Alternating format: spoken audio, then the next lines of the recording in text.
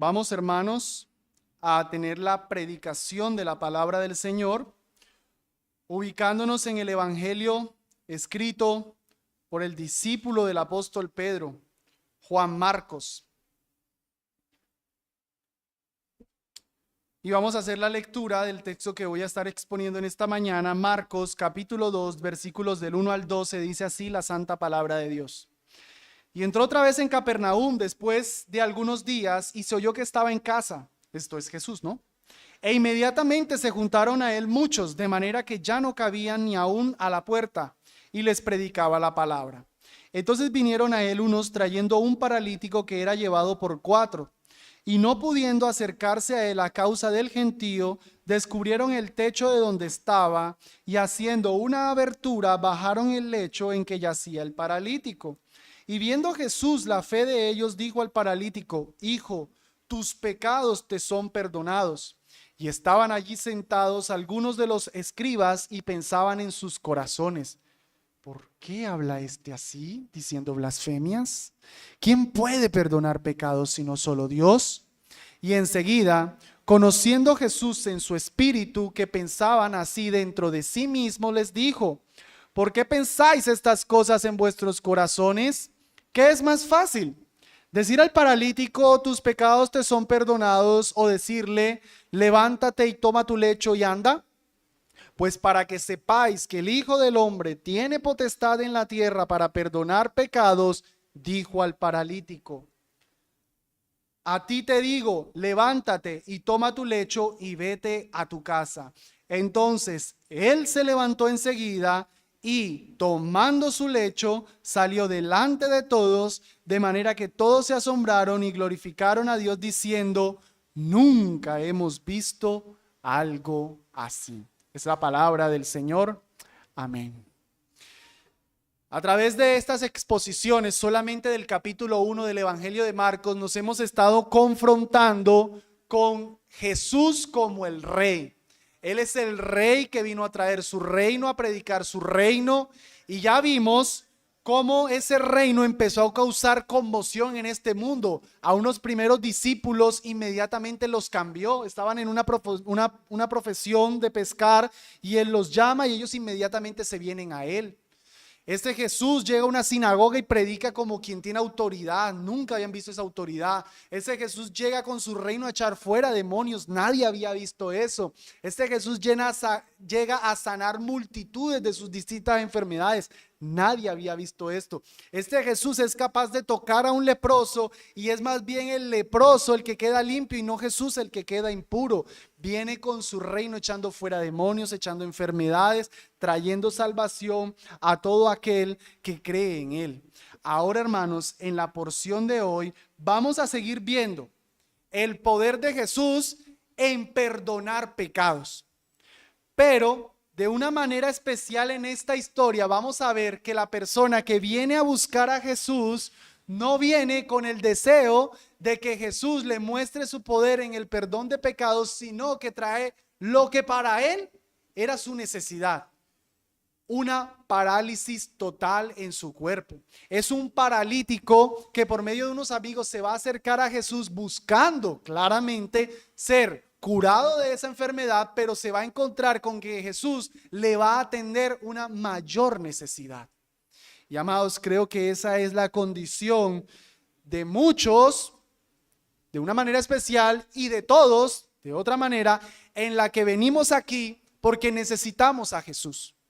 Pero tal vez hay algunos que están buscando a Jesús no porque necesitan de Jesús, sino porque necesitan algo que Jesús pueda hacer.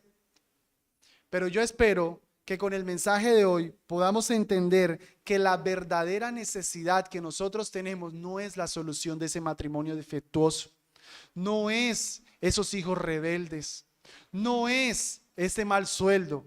Espero que con el sermón de hoy, así como este paralítico, podamos entender cuál es nuestra verdadera necesidad. Y nuestra verdadera necesidad es el perdón de nuestros pecados.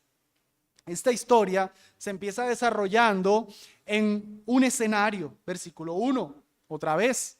Y entró otra vez en Capernaum después de algunos días y se oyó que estaba en casa. Jesús empezó predicando el evangelio del reino en Capernaum, pero habíamos visto en los versículos anteriores que él, como dice el versículo 39, se fue por distintas ciudades de Galilea. Galilea es, por decirlo así, hermanos, como el departamento de Antioquia. Y las distintas ciudades como Medellín, como Barbosa y demás son lo que llamamos Capernaum, Nazaret y demás. Entonces Capernaum es una de esas ciudades en donde Jesús ahora llega después de haberse ido por distintos lugares de Galilea, y cuando la gente oye que él está en casa, entonces ya saben, ya tiene algo de popularidad, se agolpan en esa casa. ¿Cuál casa es? Pues no nos vamos a poner a discutir si era la casa de Jesús, si era la casa de algún familiar, si era la misma casa de Pedro. No sabemos qué es. El punto es que es una casa que cuando Jesús llegó se abarrotó de gente. No cabía. Estaban las multitudes por fuera de esta casa buscando a Jesús. Ahora, quiero que analicen que en esa multitud seguramente, definitivamente, no todos estaban buscando a Jesús porque lo amaran mucho. Miren ustedes el versículo 6, qué personajes estaban. Y estaban allí sentados algunos de los escribas, o sea que llegaron primero.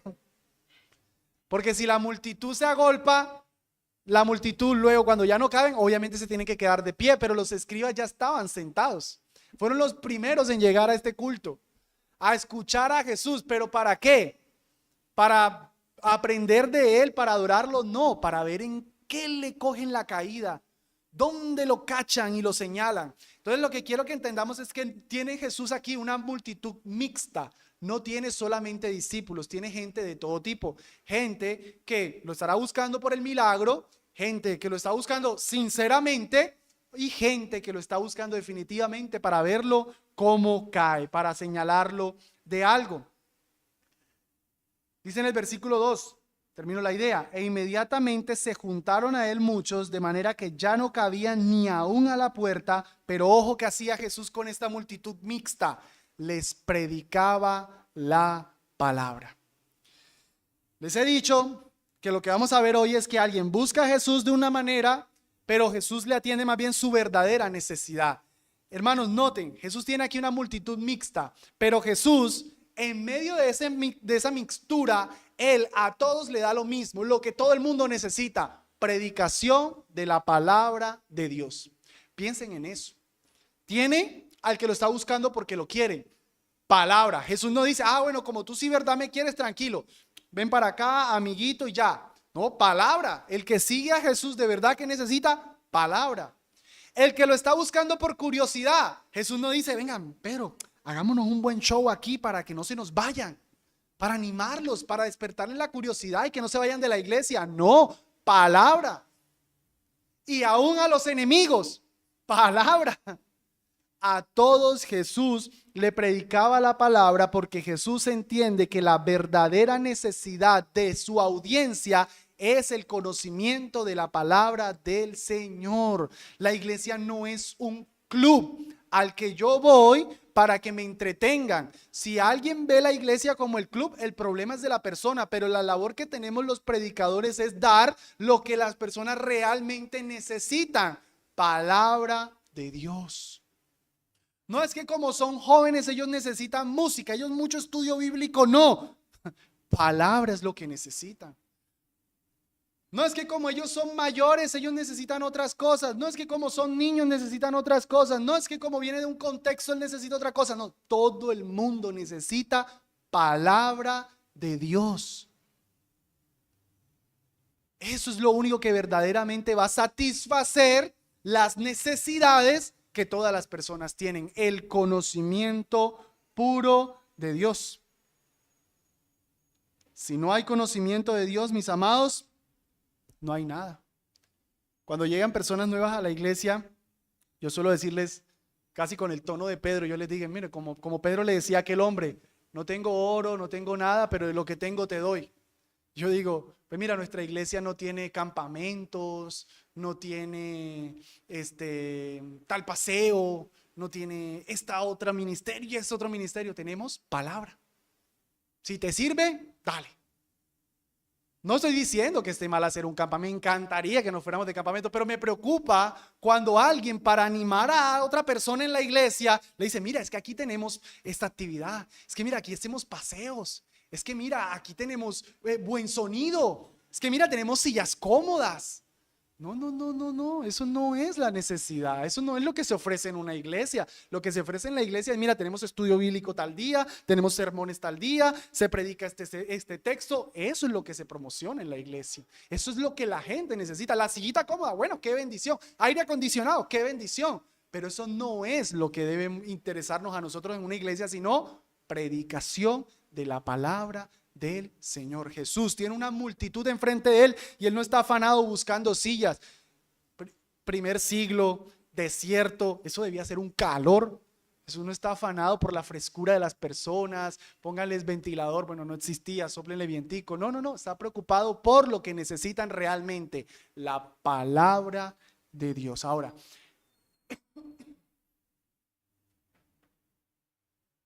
en ese contexto, Jesús predicando la palabra, empieza a haber una interrupción. Se interrumpe el sermón y Jesús mira hacia arriba y empieza a caer boronitas, empieza a caer migas, se empieza a escuchar un ruido.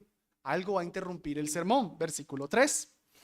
Entonces vinieron a él unos trayendo un paralítico que era llevado por 4. Y no pudiendo acercarse a él a causa del gentío, descubrieron el techo de donde estaba y, haciendo una abertura, bajaron el lecho en que yacía el paralítico. Estos hermanos, estas personas desean llevar a su amigo paralítico a Jesús, pero por supuesto que la multitud se los impide. Así que lo que ellos hacen es irse por un costado de la casa. Seguramente habrían unas escaleras y en el primer siglo las casas eran planas arriba. Las personas subían para refrescarse en las horas en las que estaba haciendo demasiado calor. Ese techo era hecho con unas vigas, se ponían unas vigas, se extendían unas ramas y demás, y luego se ponía una capa de barro sobre ellas. O sea que era algo fácil de destechar. Eso es lo que estos hombres empezaron a hacer, empezaron a cavar, a quitar este techo por si les preocupa el asunto, era fácil de solucionar el problema. Ustedes dirían, oye, pero qué abusivos, destruyeron el techo. Bueno, sí es un poquito, pero noten lo que ellos están haciendo. Ellos quieren ir a Jesús, quieren llevar a su amigo a Jesús y ellos no se van a resignar porque hay una multitud que no se los impide, sino que suben, abren un hueco y por ese hueco, seguramente con unas pitas, bajan a su amigo paralítico. Niños, por si al caso, ¿qué es un paralítico? Un paralítico es una persona que no puede mover alguna parte de su cuerpo, ya sea las piernas, lo que llamaríamos parapléjico, o todo el cuerpo, lo que llamaríamos un tetrapléjico, que no puede mover ninguna de las partes del cuerpo. La parálisis es el término grande. De hecho, hay personas que no pueden mover solamente su cara, dicen tiene parálisis en el rostro. Parálisis es alguien que no puede mover una parte de su cuerpo. Este hombre parece ser que no puede mover nada. Parece ser que es un tetrapléjico, alguien que no puede responder nada porque él está en un lecho. Lucas nos cuenta que es una cama. Entonces, en esa cama es en la que los amigos lo terminan bajando y presentando delante del Señor Jesucristo. Ellos no se resignaron, hermanos. Ellos lucharon por llevar a su amigo cerca de Jesús porque desean que su amigo sea sanado de esa enfermedad que ellos tienen. Pero, noten, quiero resaltar el esfuerzo que ellos hicieron. Piensen ustedes lo difícil que debió ser bajar a un paralítico, hermanos. No eran las supercamillas, no tenían velcro, no tenían broche. Debía ser algo muy artificial. Bajar a su amigo por el techo, qué gran esfuerzo. No les importó interrumpir el sermón con tal de presentárselos delante de Jesús. Con eso en mente, el versículo 5 dice: y viendo Jesús la fe de ellos, dijo al paralítico: hijo, tus pecados te son perdonados. Va a ser necesario aquí hacer una pequeña aclaración porque aquí parece haber una pequeña anomalía. Parece una anomalía, no lo es, pero parece. Lo que nosotros esperaríamos después de ese paralítico haber descendido es que Jesús dijera: ¡wow! ¡Qué gran esfuerzo! por ser curado. ¿Sabes qué? Toma tu lecho, levántate y anda. Pero Jesús ni admiró el esfuerzo, ni lo curó, sino que le dijo: tus pecados te son perdonados. Uno diría, Jesús, ese no es el punto, queremos que lo cures. Yo imagino a los amigos desde allá arriba, ¿qué pensarían? Bien, pero está inválido, no se puede mover, lo bajamos por el techo, mira el esfuerzo, que tal vez qué pensarían esos amigos, qué estarían ellos, no sabemos, el texto no nos lo dice. Pero el punto es, hermanos, que Jesús hizo algo que parece que no era lo que él necesitaba, pero sí era lo que él realmente necesitaba. Necesito entonces aclarar aquí, hermanos, que Jesús no está perdonando pecados porque él crea, ojo aquí, que la parálisis es producto del pecado. En la mentalidad judía se creía que cuando una persona sufría una enfermedad, esa enfermedad era siempre por causa de pecado. Eso era lo que estaba en el contexto, pero Jesús no está validando ese pensamiento con esto. Algunos piensan eso, Jesús le está perdonando los pecados para que él se recupere. No, tenemos que ver luego que Jesús tuvo que hacer algo para que se recuperara, aunque le había perdonado los pecados. Entonces no, él no está paralítico porque haya pecado. Eso es lo que quiero primeramente aclarar. Vamos a ver una serie de textos en los que se puede apreciar que en la mentalidad judía se pensaba que la enfermedad era producto de pecado, pero que Jesús no tenía esa mentalidad. Job capítulo 22, versículo 5. Vamos allá.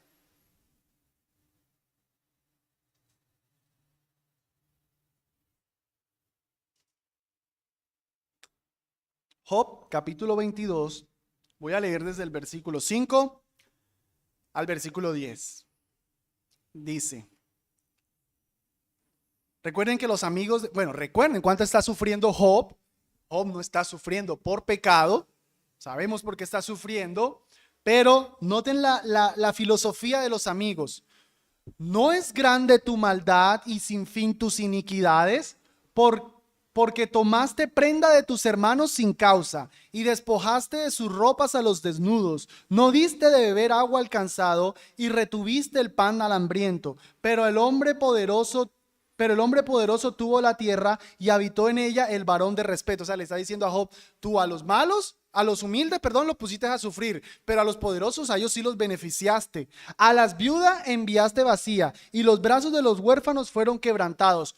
Por eso hay lazos alrededor de ti y te turba espanto repentino. ¿Ven que es la mentalidad judía? Creer que una persona sufre porque ha pecado. Vamos a Juan, voy a leer yo a favor de ustedes Juan 9:2. Y sus discípulos le preguntaron diciendo: Rabí, cuando está este hombre enfermo, ¿quién pecó, este o sus padres, para que haya nacido ciego? Respondió Jesús: ni este pecó ni sus padres, sino para que las obras de Dios se manifiesten en él. ¿Notan la mentalidad judía? Ven a un hombre ciego que no, eso es porque los papás pecaron o él pecó.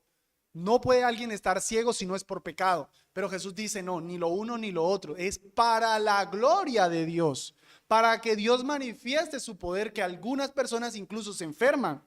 Lucas 13, leo a favor de ustedes nuevamente. Y en ese mismo tiempo estaban allí unos que le contaban acerca de los galileos cuya sangre Pilato había mezclado con sus sacrificios. Y respondiendo Jesús les dijo: ¿pensáis que estos galileos, porque han padecido tales cosas, eran más pecadores que todos los galileos? Os digo, no. Antes, si no os arrepentís, todos pereceréis así mismo. ¿Lo notan? Ellos que pensaban, unos galileos, no sabemos qué pasó, pero hubo unos galileos que murieron y la mentalidad era: eso les pasó porque eran muy, muy malos. Y Jesús les dice: no, si ustedes no se arrepienten, les va a pasar lo mismo. Eso no es que porque unos son más malos que los otros, tienen es que arrepentirse.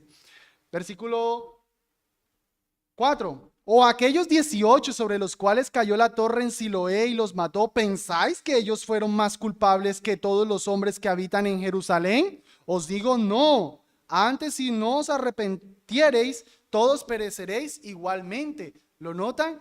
Murieron unos. ¿Eran más culpables esos que murieron que los demás? No. No murieron porque eran más pecadores. Las maldades no vienen a nuestra vida porque sí, por el pecado solamente. Es la filosofía, es el pensamiento que Jesús quiere corregir. Noten ustedes que de hecho cuando él curó a la suegra, volvamos a Marcos 2, noten ustedes que cuando él curó a la suegra, él simplemente la tomó y la levantó. Él no le dijo, mujer, eso te pasa por lengua y larga, eso te pasa por mala suegra, no, él simplemente la levantó. Ella no estaba en esa condición de una fiebre por pecado. Hermanos, no es cierto que siempre que sucede algo malo sucede por el pecado, pero sí es cierto que algunas veces por el pecado nos vienen males. Ojo, ojo el razonamiento, no se me duerman. No es cierto que todo mal es por el pecado, o sea, de atrás para adelante. Cuando estoy enfermo, no es siempre que es por pecado, pero sí es cierto que algunas veces el pecado me trae enfermedades. Muestra de eso es Santiago 5:14. ¿Está alguno enfermo entre vosotros? Llame a los ancianos de la iglesia y oren por él, ungiéndole con aceite en el nombre del Señor.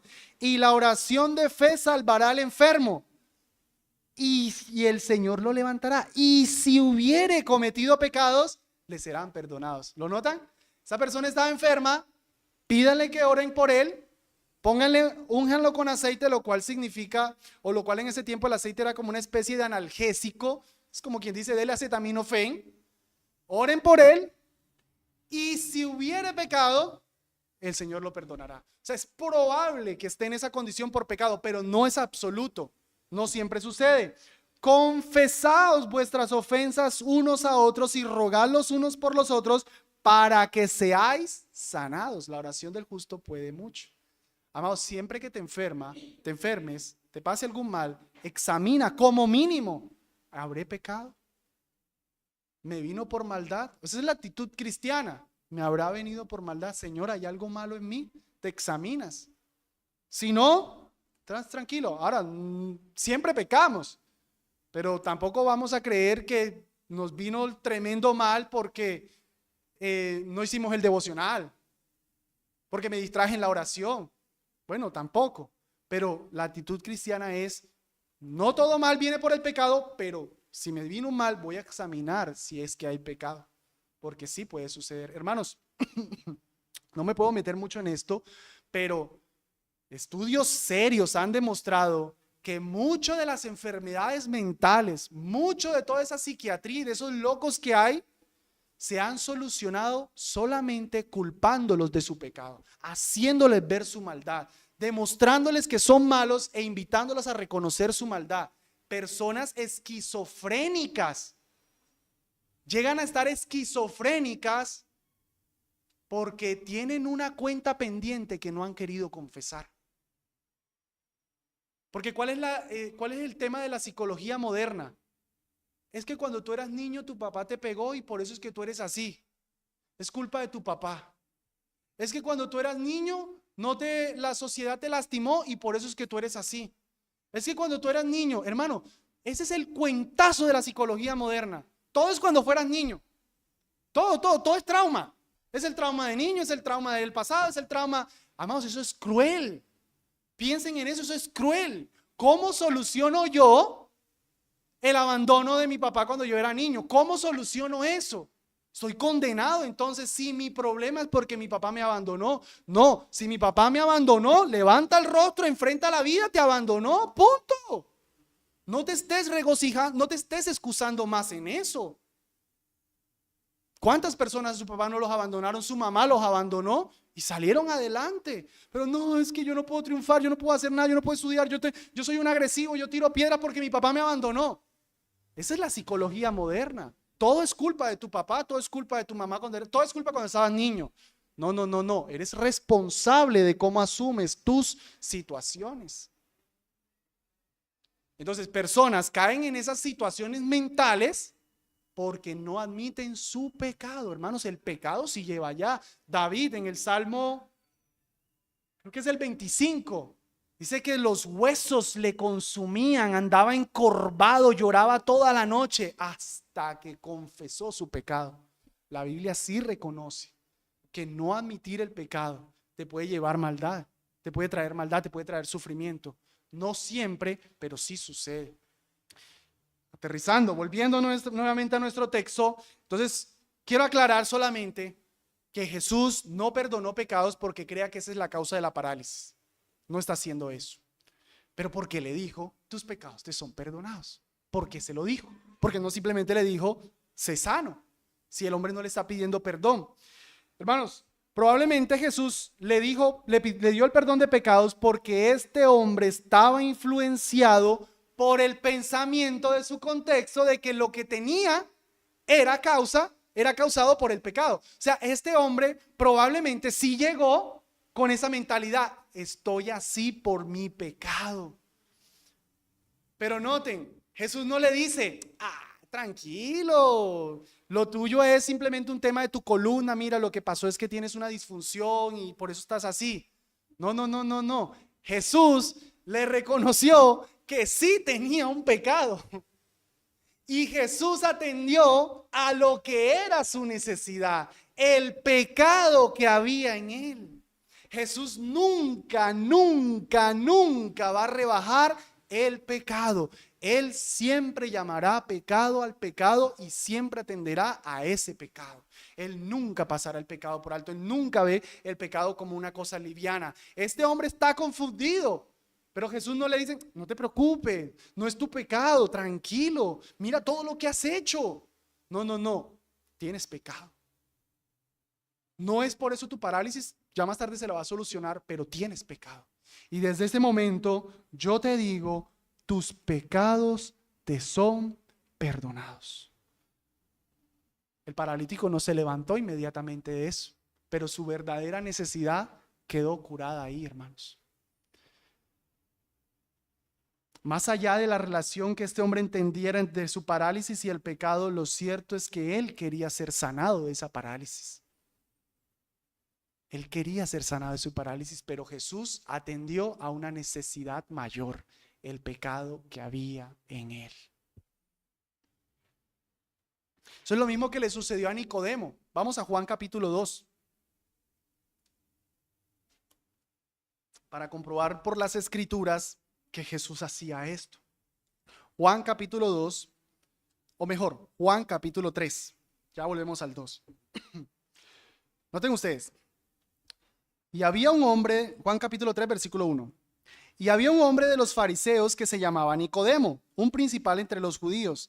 Este vino a Jesús de noche y le dijo, ojo lo que le dice, Rabí, sabemos que has venido de Dios como maestro porque nadie puede hacer estas señales que tú haces si no estuviera Dios con él. Pregunta, ¿está en lo correcto Nicodemo?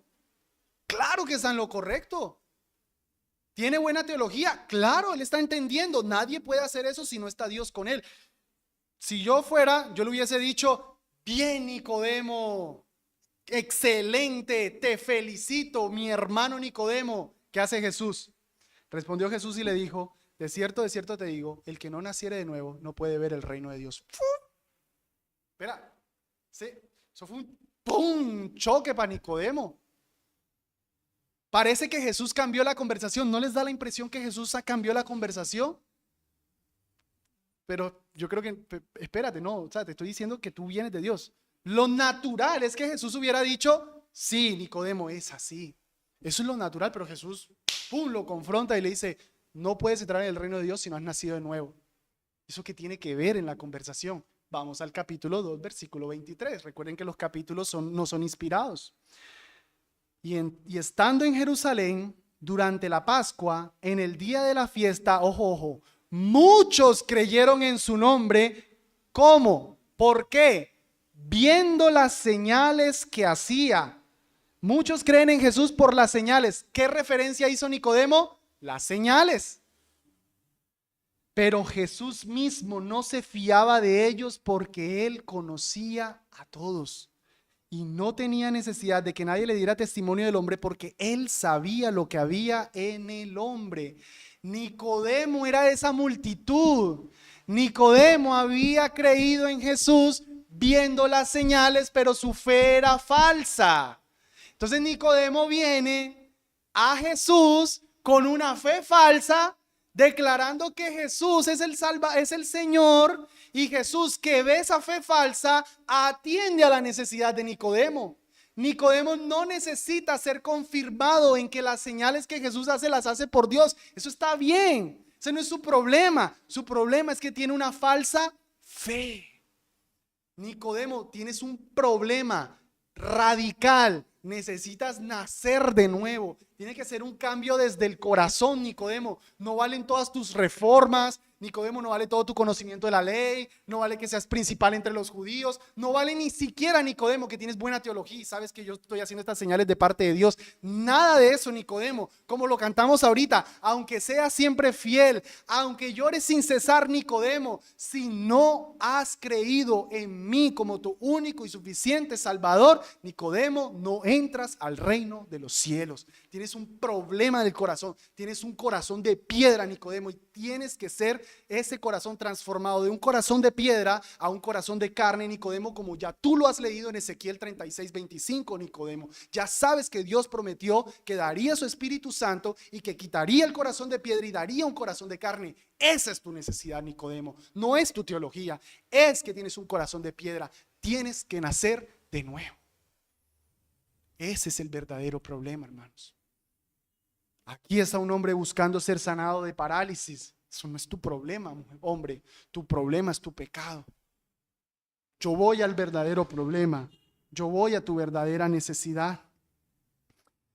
¿Y qué fue lo que Jesús vio? ¿Cuál fue el requisito? Vio la fe de ellos. No vio el esfuerzo, vio la fe. Porque la fe es lo que dice: yo no puedo. Tú puedes, Señor. La fe en Jesús, en que Él puede solucionar el problema, en que Él es el que me puede salvar. La confianza en Él, la entrega a Él. Yo no puedo, tú lo puedes. No tengo más justicia, tú eres mi justicia. Esa fe es la que Jesús ve preciosa. Jesús no ve, dice la Escritura, todas vuestras obras son trapos de inmundicia, son toallas higiénicas. Pero la fe preciosa, la fe que descansa en Él y que le dice: yo no puedo, sálvame por favor. Esa es la fe. Y jóvenes, creo que como una pequeña aplicación al margen aquí, Jesús vio la fe de ellos, plural, los amigos de Jesús, los amigos del paralítico. Son los amigos los que tienen fe en Jesús y llevan a este hombre a Jesús. Amados jóvenes, nos sirve para todos. ¿Tus amigos te llevan a Jesús o tus amigos te alejan de Jesús? Solamente un verdadero amigo es el que te lleva a Jesús, el que cree en Jesús y quiere que tú vayas a Jesús. Eso sí es un amigo. Si tus amigos no te quieren llevar a Jesús, no son tus amigos, no son amigos que merezcan la pena. Son los amigos, excelentes amigos, que estuvieron dispuestos a todos porque creían en el Jesús de su amigo paralítico. Y solamente creyendo en Él, pudieron ver el tremendo poder del Señor Jesucristo, no en la sanación de la parálisis, en el perdón de pecados. Justificados pues por la fe, tenemos paz para con Dios por medio de nuestro Señor Jesucristo. Romanos 5:1. Jesús nunca va a perdonar pecados cuando vea que ya no los practicas. Ese es el error. Jesús no te va a perdonar pecados cuando vea que ya no los practicas. No te trates de limpiar de tus pecados para que Jesús te perdone. Jesús te va a perdonar tus pecados cuando los practicas. Ahí es donde necesitas el perdón. No te trates de quitar los pecados para después decirle a Jesús: perdóname, sálvame, quiero ser tuyo. No. porque estás ensuciándote más. Tienes que venir a Jesús con esos pecados y decirle, mira, ya estoy cansado, ya no puedo más, sálvame por favor, quítame esto, ayúdame por favor. Y Él siempre atenderá a esa verdadera necesidad. Esta salvación que Jesús le está dando a este hombre es como una salvación a crédito, porque Jesús todavía no ha ido y ha pagado, pero Jesús ya está declarando, eres perdonado. Al igual que todos los creyentes del Antiguo Testamento, ellos eran salvos. No es que no fueran salvos, eran salvos, pero eran salvos mirando al que algún día vendría a pagar por esos pecados. Nosotros hoy día somos salvos mirando hacia atrás al que ya hizo. Este hombre todavía está en la época en la que hay que mirar hacia adelante. Él ve a Jesús, él todavía no entiende todo lo que Jesús es, pero él tiene su fe en Jesús. Y Jesús perdona sus pecados y luego va a ir a pagar por los pecados de ese hombre. La reacción de los fariseos, versículo 7, versículo 6, perdón. Y se habían puesto allí, estaba en Juan todavía. Estaba en Juan. Versículo 6, Marcos 2:6.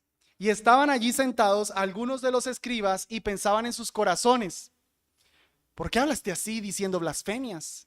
¿Quién puede perdonar pecados sino solo Dios? Pregunta, ¿es correcta la teología de los fariseos? Bueno, Lucas agrega que había fariseos. ¿Es correcta la teología de los escribas y fariseos? Sí. Jesús, ¿qué les dice? ¡Wow, muchachos! Muy bien. Están claros. Eso es, nadie puede perdonar pecados sino solo Dios. Ese no era el problema de ellos. El problema de ellos no era su teología de Dios. Ellos saben que Dios puede perdonar pecados. El problema de ellos no era su teología del pecado. Ellos saben que hay que tener perdón de pecados. El problema de ellos era su doctrina de Cristo. Ellos tenían una deficiencia en la cristología. No reconocían que el Cristo que tenían ahí era Dios, capaz de perdonar pecados. Ese es realmente el problema que ellos tenían. Ellos estaban en lo correcto, pero no sabían que al que tenían ahí era el que podía perdonar pecados. ¿Qué hace Jesús? Versículo 8. Y enseguida, conociendo Jesús en su espíritu, que pensaban así dentro de sí mismos, les dijo: ¿por qué pensáis estas cosas en vuestros corazones? Amados, me pareciera que Jesús está precisamente atendiendo a esa necesidad cristológica que ellos tienen. No saben que Jesús es Dios. Entonces Jesús le va a demostrar que Él es omnisciente, para que sepan que tienen un problema en su cristología y que no quieren reconocerlo a Él como el Salvador. Por medio de 3 expresiones aquí, podemos ver que Jesús les está mostrando su omnisciencia. Número 1, dice que conociendo a Jesús en su espíritu. No fue que alguien se lo dijo, en su espíritu. Lo que cavilaban dentro de sí mismos. O sea que ellos no estaban hablando con el vecino. Les dice: ¿por qué hablan así en sus corazones? O sea que ellos no estaban musitando. Hermanos, más claro no puede ser que nunca habían dicho nada, y aún así Jesús, como el omnisciente Dios, sabe lo que hay en el corazón y los confronta con su pecado inmediatamente. ¿Por qué cavilan así? Es probable que los fariseos estuvieran pensando algo así: perdón de pecados, pues muy fácil. Levántelo de esa silla, de esa cama, a ver si es capaz. Decir perdón de pecados es muy fácil. ¿Quién no hace eso? Pero que lo levante, a ver si es tan poderoso. Parece que ese fuera el razonamiento de ellos, porque Jesús les dice en el versículo 9: ¿qué es más fácil? ¿Decir al paralítico tus pecados te son perdonados, o decirle levántate y toma tu lecho y anda? Jesús atiende a eso y les pone una lógica de lo fácil a lo difícil. ¿Qué es lo más fácil? Pues hermanos, es más fácil decir tus pecados te son perdonados. Es como si yo saco volantes y anuncio: Jeffrey, el apóstol, así, como siempre. El apóstol Jeffrey Álvarez en Barbosa va a hacer muchos milagros, y llega la multitud allá y yo empiezo: ya viene la manifestación de milagros. Tú serás libre de tu depresión. Ya no tienes más un mal marido. Ya se te acabaron todos los problemas que tienes en tu trabajo. Listo, cerró la sesión. Pues qué milagro fueron esos. Muéstreme de verdad una persona en el hospital. Vaya allá y sane allá. No me hagan los shows.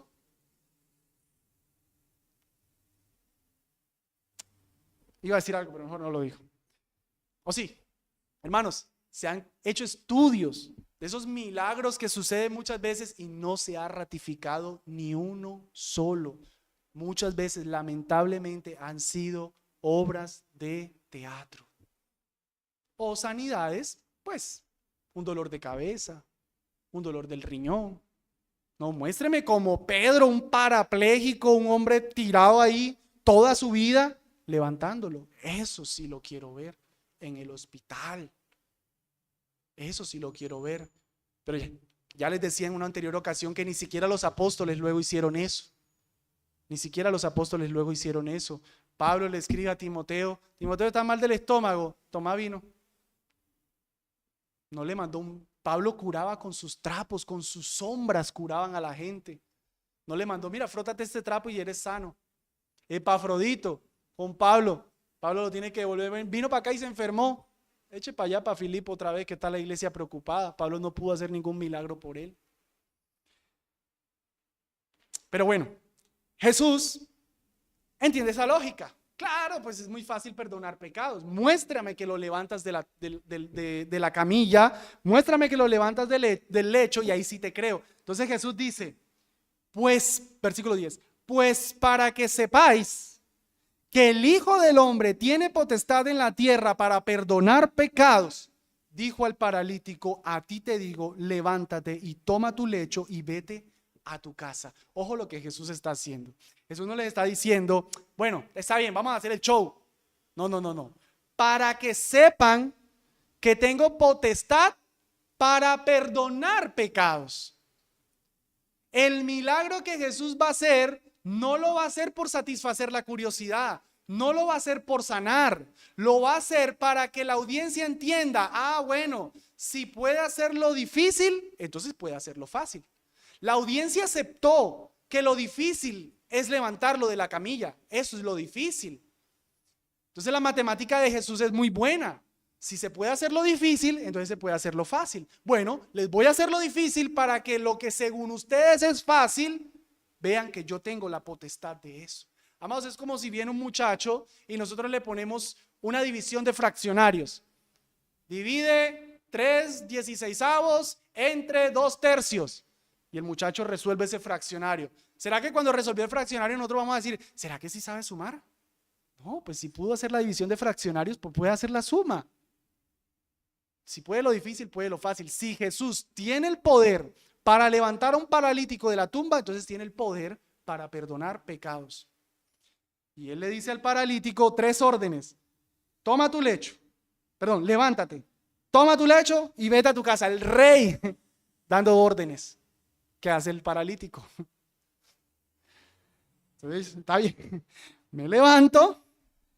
Enseguida tomó su lecho y salió. Obedeció al rey. O sea que Jesús tiene el poder para perdonar pecados. Hermanos, otra vez Jesús hizo muchas sanidades, pero esta sanidad Jesús la está haciendo para demostrar que tenía el poder del verdadero problema, de perdonar pecados. Él no hacía milagros por fanfarronear, hacía milagros para demostrar que Él era el Mesías y que Él tenía el poder de perdonar todos los pecados, la potestad. Él es el rey que tiene poder sobre la enfermedad, que tiene poder sobre la naturaleza, que tiene poder sobre la creación, sobre todo también por el perdón de pecados. Los 3 evangelistas se aseguran de mostrar que toda la gente se maravilló. Dice aquí, sale delante de todos. La multitud que no lo dejaba entrar, ahora tiene que ver cómo este hombre pasa por en medio de ellos. Y todos se maravillan. ¿Y qué hacían? Glorificaban a Dios. Ese era el propósito. Que se glorificara el nombre de Dios. No satisfacer una curiosidad. Que se glorificara el nombre de Dios. Ellos nunca habían visto algo así. Que un hombre perdonara pecados. Que un hombre levantara un paralítico.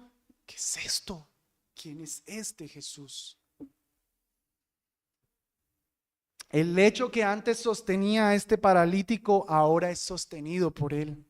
El que no pudo entrar por su propia cuenta, ahora sale por sus propios medios.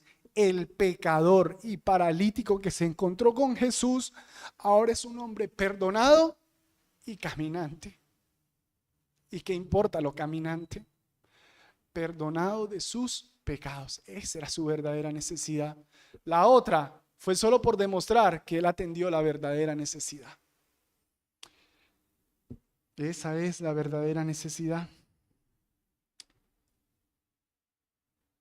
Hoy en día hay muchos falsos maestros que no están llevando a las personas hacia la fe en Jesucristo y hacia el perdón de pecados, que les interesa hacer mucho en sus iglesias solamente para ganar adeptos, solamente por sacar el dinero, pero Jesucristo hizo milagros para mostrar que Él tenía el poder de perdonar pecados. Qué bendición si Jesús nos curara una parálisis, qué bendición si Jesús nos curara un cáncer, pero qué maldición si nos vamos sin cáncer y sin parálisis para el infierno eterno. Qué maldición. ¿Qué importa, Jesús, si no me curas?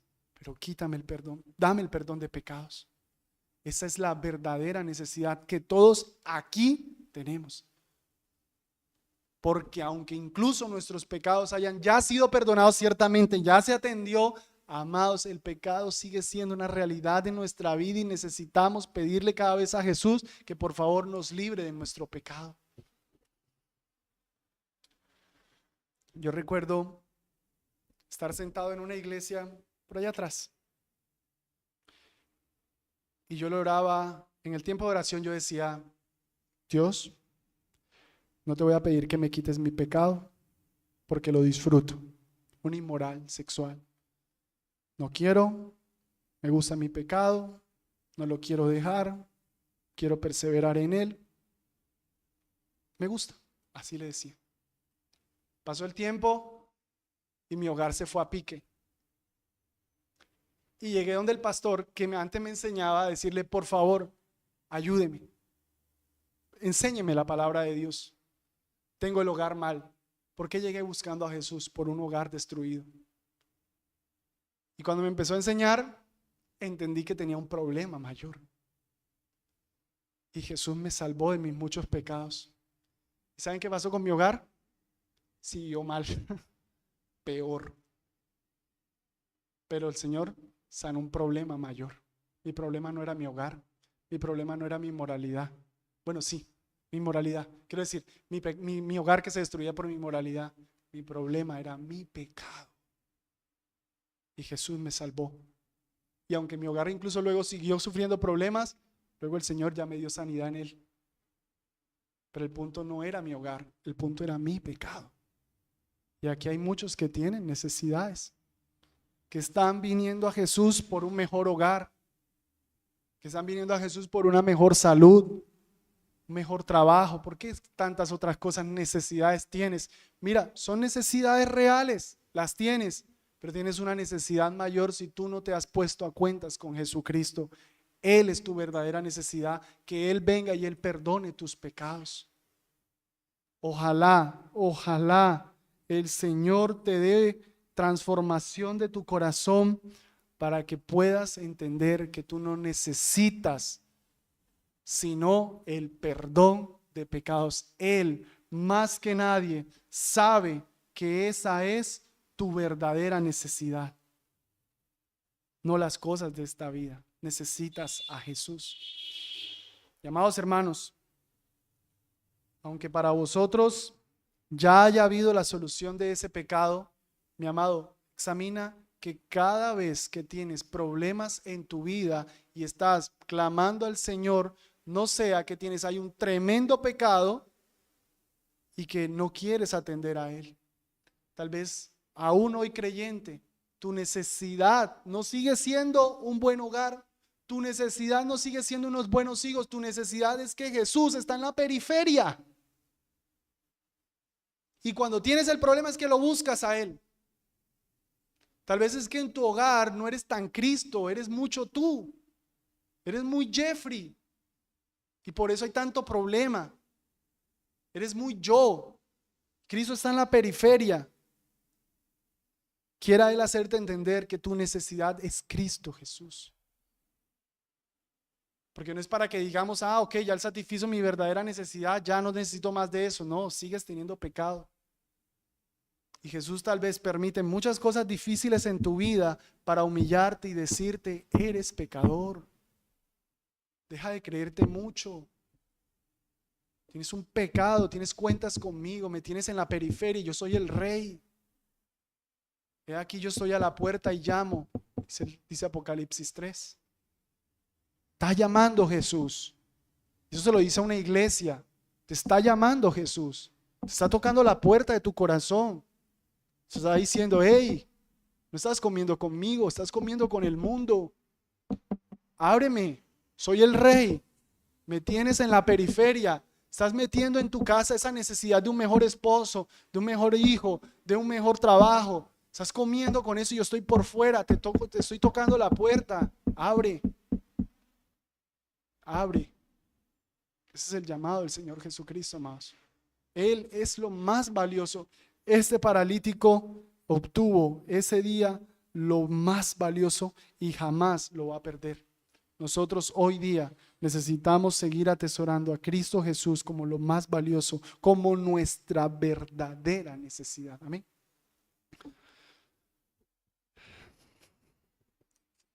Gracias, Señor Jesús,